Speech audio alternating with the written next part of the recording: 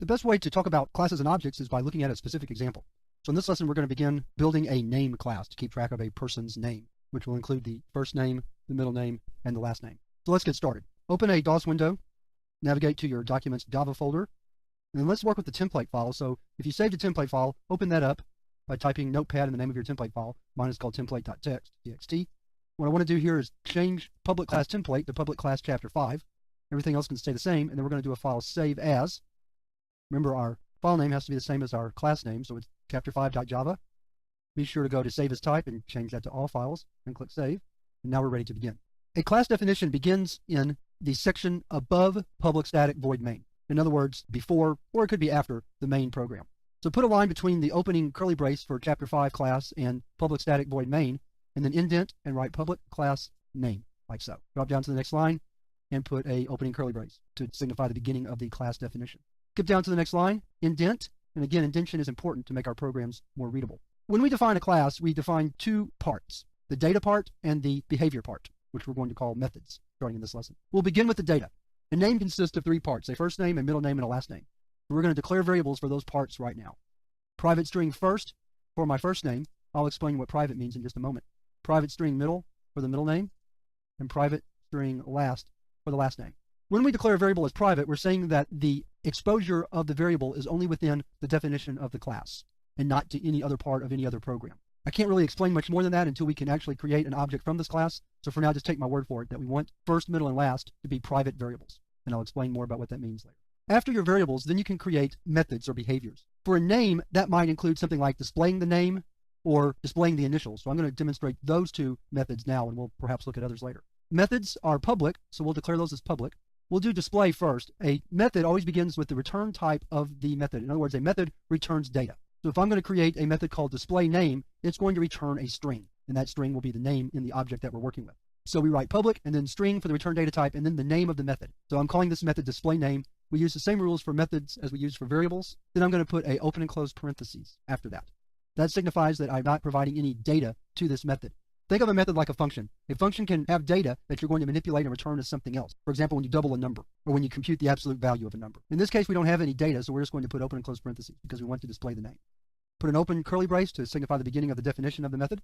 Indent, and then write the keyword return. And I'll explain that in a minute. And then write first the plus sign, a space, which is an open quote, space, close quote, another plus sign, the middle name, another plus sign, another space, and then the last, or the last name, the variable last. Type a closing curly brace to signify that the definition is over, and we've defined our first method, display name. Return just tells the compiler to return whatever expression follows that.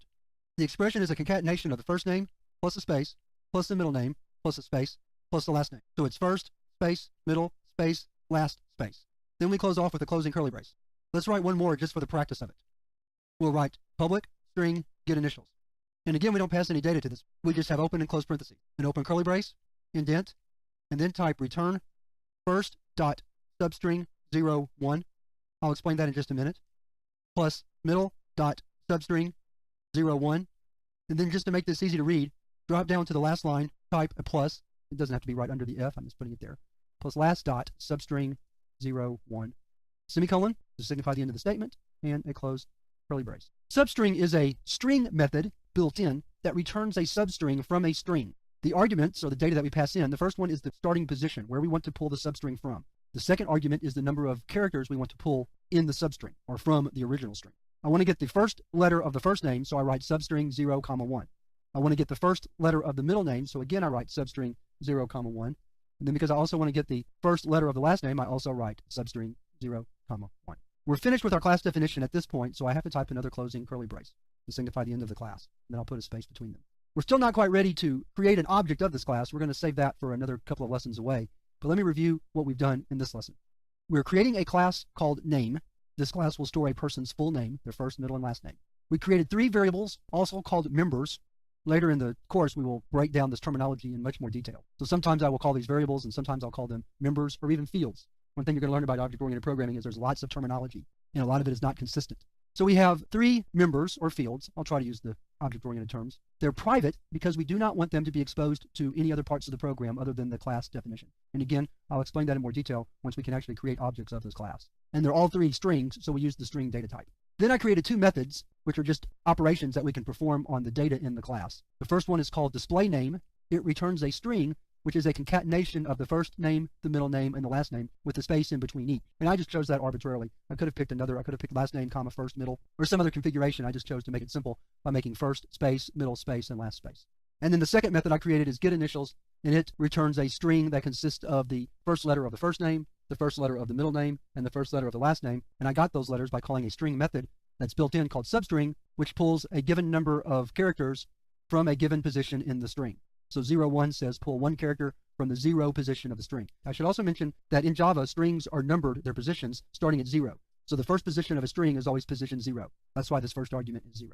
As I mentioned before, we're still not ready to build objects or create objects of this class. We still need to learn how to create one more type of method called a constructor, and we're going to look at how to create constructors in the next lesson.